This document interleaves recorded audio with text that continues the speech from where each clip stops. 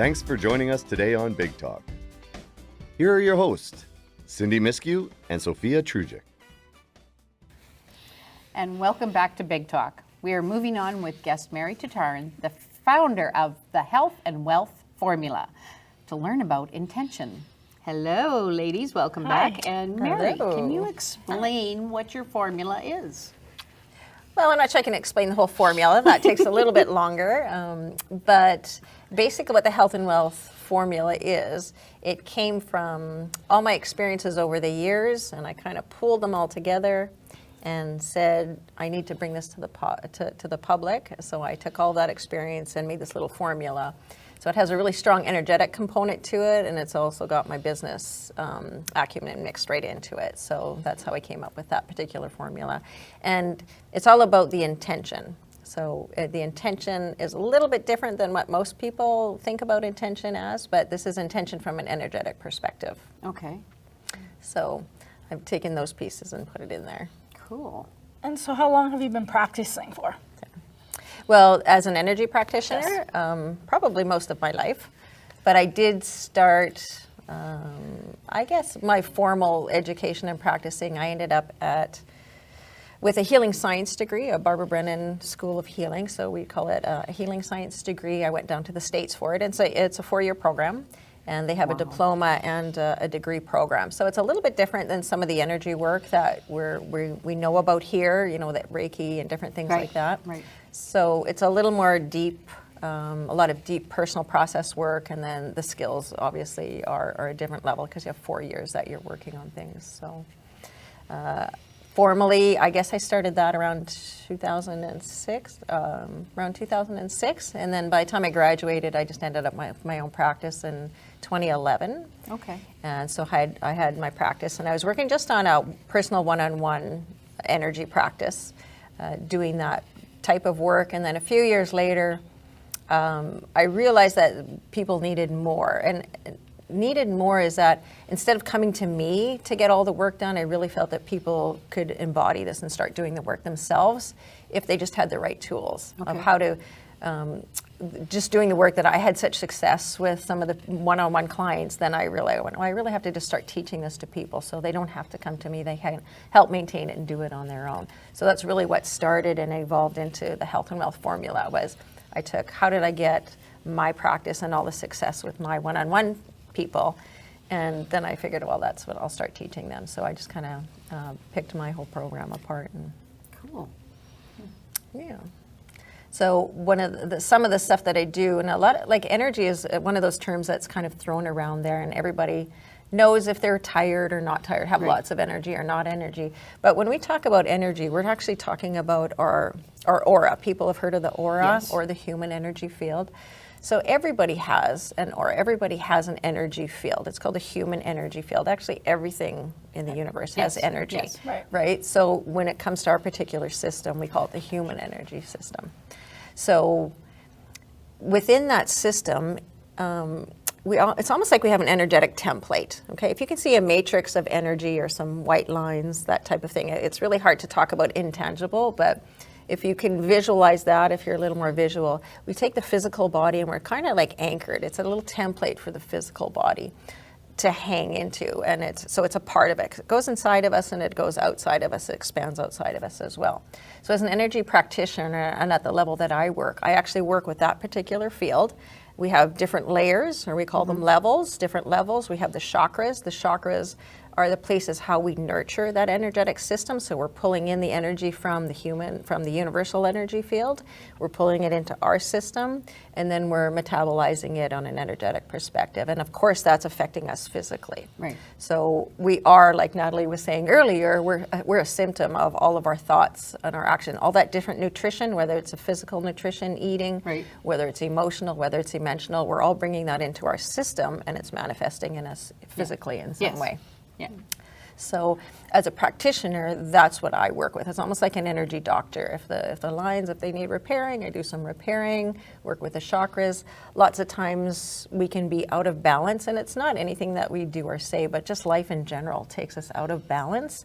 So working with the field, you can actually take some of the energy, if it's all really stuck in the top of our head. Within our Western culture, we're very, very heady. Yes. All of our energy really stays up in our head area. Yeah. Because we do a lot of thinking and things like that. We don't seldom, lots of times we've cut off and don't really acknowledge the rest of our body. So it's because the energy is all stuck up there. So this type of work can help bring it down, help the energy flow and balance. If there's any place where it's all kind of restricted or contracted, it helps loosen those up and separate them and get them flowing, just like the blood needs to flow in your physical body. Yep. We need to let it flow back and forth. And same with the chakras, get them working, get them all kind of all the same size. Yeah. Sometimes they're closed up, sometimes they're too big, so we can have different emotions and different things just depending on what's going on with our chakras Right. and how we're taking in that energy. Do you think, like you say, most of us are stuck in our heads? Do you find there's a lot of people stuck where they're stuck in their center as well? That's why you have these people with so much, either it's obesity or gastro problems or, stomach aches and ulcers and stuff like that. So yeah, great question, because the two. that's one of the biggest things that we find as a practitioner within this particular culture, this Western world, is our third chakra, which is right here, is blown. Yeah. Everybody, it's typically blown. Right. And of course, like I say, there's a direct correlation between our energy field and our physical body. And of course, what's right underneath our third chakra is all of those organs, the stomachs. And so Yeah. we do have some issues with our second chakra, first chakra. Yeah. So depending on what's going on in our body, that's actually one way that we can help diagnose where to look in the field for stuff. So And definitely a symptom of our culture. yeah, absolutely. And just further to that, the idea that's now coming into popularity of the gut-brain connection. Right. And with the clients that we work with, when people are stuck in sympathetic dominance, that means that they are in fight, flight, or freeze mode. It becomes very difficult for the body to think about rest and digest and to move back into that parasympathetic. So the energy work that you do, the stuff that I work on with people to just calm and sedate their nervous system so they can actually digest and assimilate nutrients. Like these are things that we don't think about in our culture, but are very exactly. necessary. Like you say, it's giving it the opportunity, it's giving it the right environment to help do that. Let the cells do their work. Let the energy come there and move there so that they can do what they're supposed to do.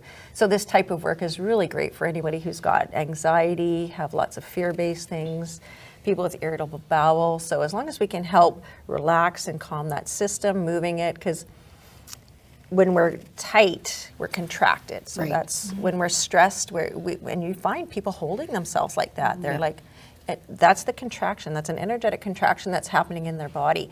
And it almost gets to the place where it's a normal state of being. People don't even realize it. Yeah. I'll tell you a funny story. I was on a massage. I love massages. And I was having a massage a number of years ago, and I'm lying on the table, and I think I'm fine, and I'm relaxing, and my therapist goes like this and picks my hand up. And she picks it up, and I'm lying there, and it stays there. Yeah. And she goes like, relax. And I'm like, oh, I'm relaxed. And I looked over, and that's how my normal state of being was that tense that my hand didn't even drop when she had picked it up. So we really come conditioned to that protection that we put ourselves, those traumas, that stuff that we go through as a child, and they're holding in our system. We're literally holding it in our system. So one of the benefits is actually some of the things that I do within the one-on-one practice is we help loosen, relax that system, balance it out, get things flowing, not all up here, not all down there, but in a nice balanced manner. So that's just actually, in particular, the aura. That's the human energy field that we're working with. So it really helps any kind of emotional issues, mental issues, helps kind of get you, I call it the monkey mind, the monkey brain, how you're or you're sleeping at night. Really kind of helps relax and calm some of that stuff. So what I found interesting, if we want to talk about the formula a little bit more, it was in my 4th year of practice at at the school, and I came across something called Hara, and I'd never heard of it before. It's Hara, H-A-R-A. It's Hara. Hara. Okay. So, but it's an actual different energy system, and I heard about this thing all these years. Everyone in year 1 was like, "What's Hara? What's Hara?" But we couldn't find out until year 4. In hindsight, I'm like, okay, well now, But when I first started experiencing Hara and got the tools to do that, I remember jumping up off the table, we were doing an exchange, and I'm going, everybody needs to do that. How is not everybody doing this? It was one of those ahas, and I went, people need to know this. Like, how come they're not teaching this in school? Right. Because what I found was hara it's a different energy system. Okay, we actually have more than one energy system. We just don't have the aura, but that's just kind of what the Western culture talks about. So hara is a different system, and it's not just a straight line. I'll keep going like that because it is a powerful place that we do, but it's also a dimension. It's a space and place that we go into. But the hara houses our power. And there's actually something called the tantien, and it sits within that system down here. And we have something called a soul seat, and it sits up higher, and it's within this alignment. But we connect into Mother Earth, and we also connect into the divine or the universal, whatever words that you want to use. Yeah. It's that higher power, that higher source that we all know is out there, but we really don't know too much about. We can feel it. You know, people are moving in and out of hara all the time. We can feel it. Some things they just roll out effortlessly. So I find it's a place of effortlessness. And if you find they're always lucky, or things are just rolling along, it always working out for people, it's because it's in alignment. That's where things happen with our intentions. It's our intention dimension. Yeah, right. So I became really passionate about working with hara and strengthening it and learning all that stuff because it's the place of our intentions, which is really powerful. Yes. As much as we have all our feelings and emotions, if you really study anything, it's our subconscious that's running the show. Yeah. You know what I mean? It's all that stuff that's in the background. The consciousness we can work with, but anytime something comes to our attention, then once we're aware of it, we can actually do something with it if we want to make any changes, right? So this is a place where you can actually get to some of the unconscious work in that particular system, but it's really powerful because it's our intentions. And where we have those little tiny inner conflicts, you know, we want to get something done and it's not getting done, it's just because they're not quite lined up. Right. So with this work, I find that when you line it up, things just roll out effortlessly. And it's a beautiful place to live from because within the auric field, we're taught, especially within our culture, we use willpower. Push, push, push, just keep going, anytime there's an obstacle.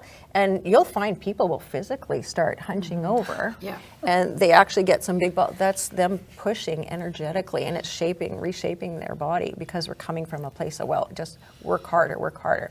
And very similar to you, I didn't quite get to that, but I had experienced some adrenal fatigue way back when I was just go, go, go, go, go. So you know, we really have to watch our field and respect. It's very strong, but it will eventually take a toll on us physically. All those symptoms will come out. Wow. So I found that it was beautiful. If we can shift into this new place of intention, working with hara, it's a place of effortless. Like I say, we don't deplete our field.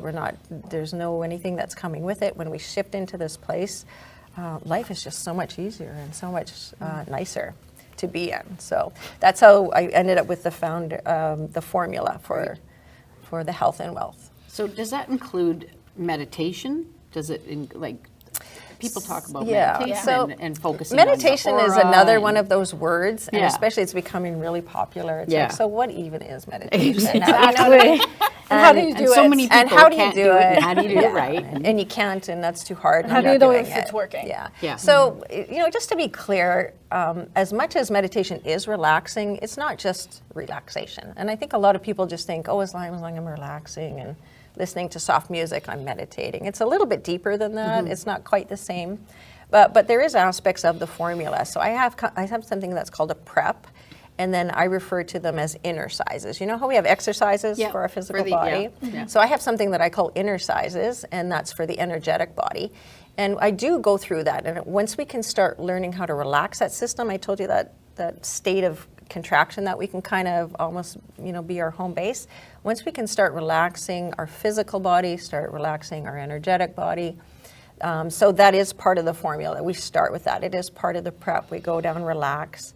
Once we start relaxing, we move inside. I call it with our inside eyes or internal eyes. And then I just start going through a series of things of how we just work with the body. What would be a small sample of an inner size exercise? Of an inner size? Well, so inner size exercise. So something like that, I would say use your inside eyes. So a lot of times you can close your eyes, and instead of seeing, outside, we're going to take a little journey and go on the inside. And we just travel around, and we might do some stuff with our inner vision. Lots of times, and it can be a little bit hard to grasp unless you're actually experiencing it. So that's a lot of my work is really experiential. So I do the workshops and I do things and I actually have you experience it, not just learn about it on a mental, we have to actually experience it. So you can go inside and I'll say, because the deeper you go inside, we're actually expanding more. So if you can go inside and expand outside the parameters of who you are, it just means you're going deeper and deeper. So that's just a way to kind of travel to an inner journey with some energetic, and there's some really cool places you can end up once you learn how to maneuver around in there a little bit. But it's all about experience but anybody can do it. It's just a skill. It's just a skill that anybody can learn. So Cool. yeah. How do you know it's working though? Like, how do you know that, Yeah. like, that you are actually getting through to them, that they know that they're actually... So working with intention or with what's both. working, whether they're doing it? Well, or- yeah, like... Or even the inner exercises. Yeah. Yeah, so- like you talk about looking in your third eye or... Yeah. Well, once like, you how just do you- start to do it, you'll just kind of go, oh, that's what you mean. You know what I mean? Because it's really hard to put words. This is a whole different world. So there's people like me who are trying to take common third world words. Right. Okay, so we're in the 3D world here, and we're trying to take that into a place where it's not so 3D. Okay, so that's why it's another dimension. This is the third dimension. We have 3D. So you start talking fourth dimension, fifth dimension. We can travel to those different places. It's just a different space. So sometimes it's a little hard we just don't have those words yet to describe that. But all we can do is do the best So that would we astral can. travel be considered another dimension? People that They're definitely going into other dimensions. Leave their Yeah. So, but human they're going body inside. and- That's an internal journey. Okay, You can go okay. So inside, that would be and one once of you them. start realizing that there's different places in there, you know, yeah, you can do different things. Astral travel would be one of them. I feel too like our culture is very fixated on like these quantifiable, like show me, science. prove Yeah. me, Yeah. prove it to me. Science of it. Yes. And the beautiful thing is this is like it's not about, you know, the quantifiable results. It's about what you feel inside. So the feeling changes, the energy changes, the space that you're in, there's shifts that happen. And that's more what I think, I know for a fact, like energy work has done that for me, where I just feel Well, and different interestingly feeling. enough, over the years, that's certainly been one of the issues. But and I'll back up a step. The reason that I was drawn, there's so much energy stuff out there, but the reason that I was drawn to this particular school is that the founder of the school was Barbara Brennan, and she was a leading physicist with NASA.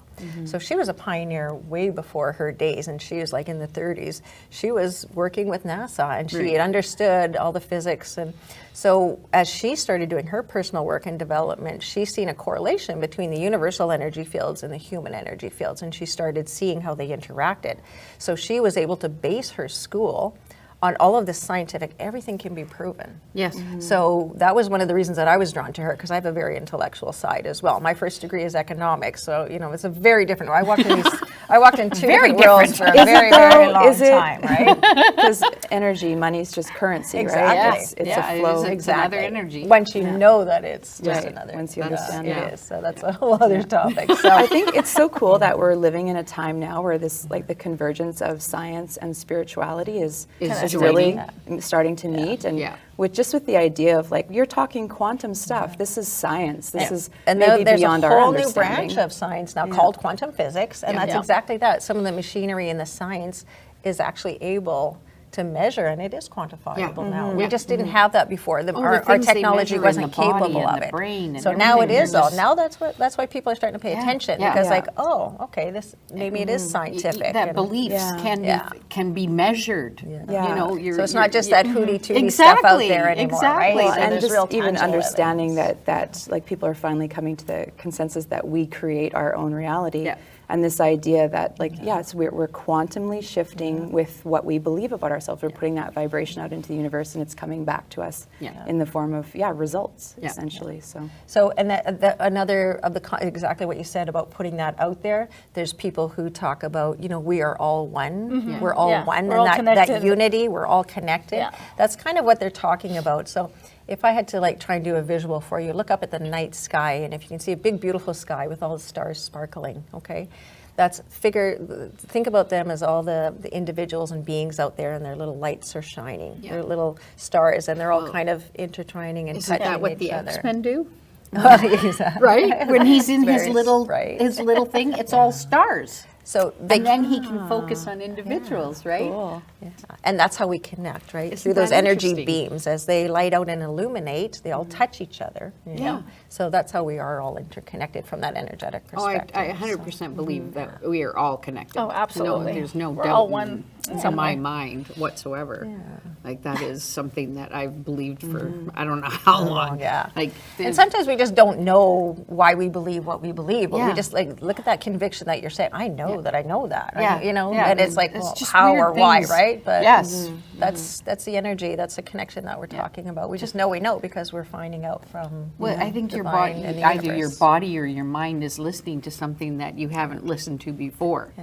Like you were saying. Like you're it's our suddenly energy. tuning It's in, like, an our antenna. energy It's like we're an intelligence as antenna. opposed Tuned it to up. our mental intelligence. tuned in, fine Yeah, tuned. Carl Jung called it the conscious collective, the one mind. Yeah. And that we are all tapped into it. And some people can source from it because they're more open and aware of it. So they Yeah. allow that. There's a funny story about Michael Jackson and why he was such an insomniac. And part of it was because he was always downloading doing from stuff, source. yeah. And his handlers would say, Michael, you got to go to sleep. Yeah. And he's like, no, if I don't write this song, Prince will have written it by the morning. Because they're both exactly so how it works. connected. Yeah. And we all can tap into that. Like Yeah. that's where the word sorceress comes from, or Exactly. sorcerer. We're sourcing from the divine. It's just, are you an open channel? Yeah. And it's the idea of, with the quantum, we used to think it's seeing is believing, but the truth is believing is seeing, Yeah. the other way around. Yeah.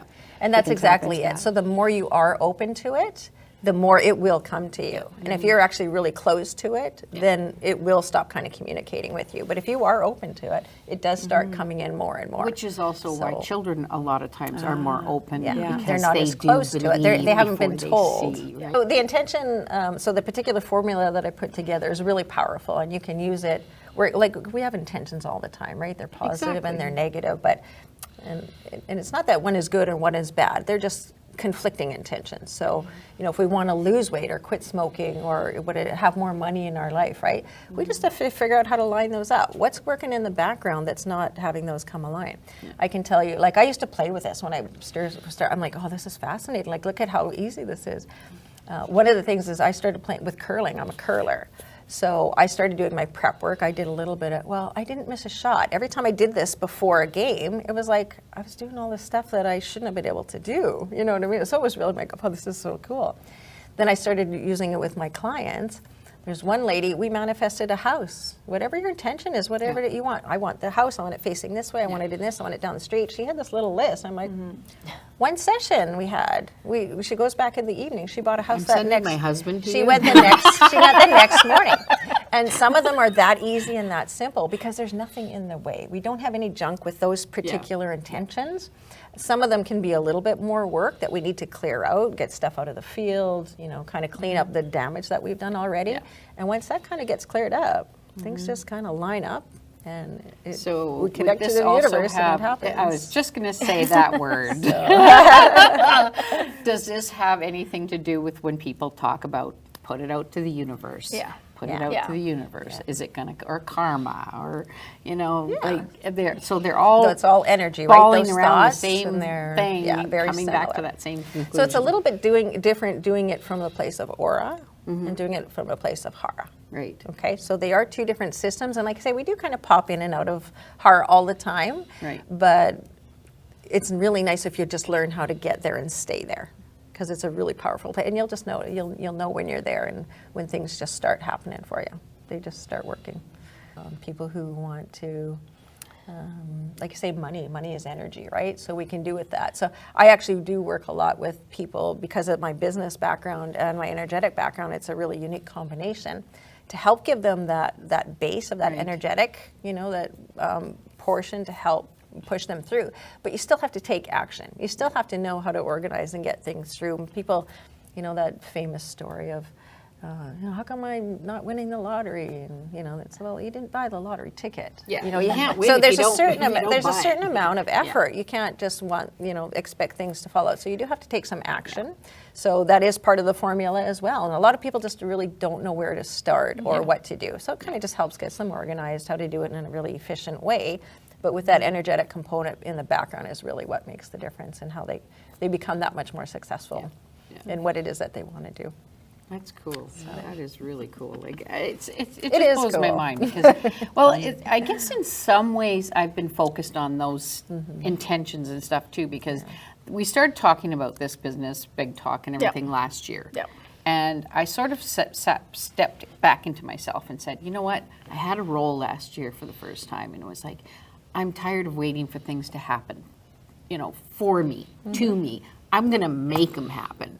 And I sat down and I'm like, so I got my first short film made, and then and then we started talking about, and then we got this Big Talk running, and then it was like just boom, boom, boom, one after another. Got another role this summer. And that's a got this. perfect example, Cindy, because, and I really tell people, and I stress a lot, that there's a difference between thoughts and intentions. Yeah. Okay, thoughts are just thoughts. We have fleeting thoughts You can all the have time. thoughts Oh yeah, I'd all love the to have my show and do this and that. Well, if you don't do anything about it, so if you don't do anything, you're just stuck in the auric field. You're just in your thinking, or maybe even if you open up your heart and think you're going to pray for it or do whatever. Well, you're still stuck in that auric place where you're not giving the universe a place to communicate and talk to you. So shift in that other place of intention, shift into it, do the work that needs to be done. So, help the universe help you. Yeah. You have to be open. You have to open up that channel so it can actually come in. Yeah. And this is where you can do the work if there's stuff in the way. Clear it out of the way, but help the universe help you. There's so much abundance in the world. And a lot of people are thinking, well, I shouldn't ask that, or I shouldn't, or that's greedy. There's so much abundance. There's so much for everybody. Like, exactly. There's no way that I'm taking anything that happens to me is taking away from you or from you or you. And you make it happen for yourself. Yeah. And like you said, we've got friends that say to so us, much there to you're just- so lucky. You're so lucky. Well, we've worked hard to get where we Well, and are, you've done the and work what to we've do done what you wanna what we're do, doing, right? So no, we're not lucky. We just work at it. We make it happen for ourselves. And your intention is strong, right? Yeah. So you're shifting into that place of I want to happen, and what's it going to make Well, it's like So- I'm tired of sitting around and doing nothing. I want this to work for me. And you can still get the same results. And this where it can get a little bit confusing because you can do what you want to do and get those same results, but at the end of it, you can be really depleted and tired and exhausted. Yeah. Okay, and you can come from a place where, oh, this is great and this is easy and it just rolls along and I'm building. So that's when you're using two different systems. You're using your willpower, and that's when you need to learn what's the difference. Oh, hang on, I just shifted back to willpower and I need to do this stuff to get back into the other system, because that's the place where you're not going to deplete your system. You're not draining it, and you're not putting your health in any kind of jeopardy because you're draining it and going and going and going. When you move from the place of intention, you have all the energy in the world and you can go like a little Energizer bunny, and it just happens. So we're strengthening those fields by doing So that. you can take this on individuals and you can take it to professionals, like on business plans. Can you take it to Absolutely, take it into the business? Yeah, and because say, businesses, let me work with you guys. Businesses are either a collection of individuals with individual intentions. So you can work with, and actually I'm glad that you brought that up, because there's the power of group hara. Group hara is it's fascinating. Everybody has like a little system, whether it's a family system, whether it's work, whether it doesn't matter what it is. There's a collective energy, and if you have it the same intention, it's that much more powerful. So not even 2 times or 10 times. If you have 10 people, it's not 10 times as powerful. It's like exponential. So the power of group hara is really, really, really powerful. So anybody who has a common goal, it's really neat to do that together. Or families who are struggling a little bit, their intentions are different. You can get them to tap into that common. Thank you very much. Yeah, thank you very much. Appreciate it. Thanks, ladies. Yeah, thank you. It's been enjoyable. Thank you both for coming in and chatting with us. Yeah, thank you. And thank you It's for been great. joining us for the new year. Yes. So have a And great new. hopefully, we'll see you next time on On Big Talk. Thanks for joining us today on Big Talk. Be sure to follow us on Facebook, Instagram, Twitter, and YouTube. Until next time on Big Talk.